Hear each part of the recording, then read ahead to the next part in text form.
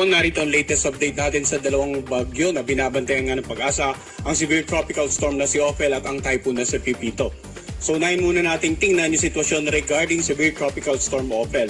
So nakalabas na nga ito ng ating area of responsibility at kaninang alas 4 ay nasa laing 205 kilometers west-northwest ng Itbay at Batanes.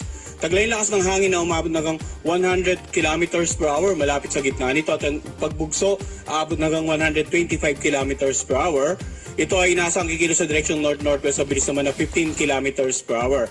Subalit, bagamat nakalabas na ito ng ating air responsibility, dahil yung malawak na radius nito ay inaasahan pa rin natin, may nakataas pa rin po tayong wind signal number 1 dito sa may bandang dulong Hilagang Luzon. So makikita natin sa forecast track natin ng bagyong si Ophel, posible nga, by tomorrow early morning, ay muli itong pumasok dito sa northern, halos northwestern boundary ng ating air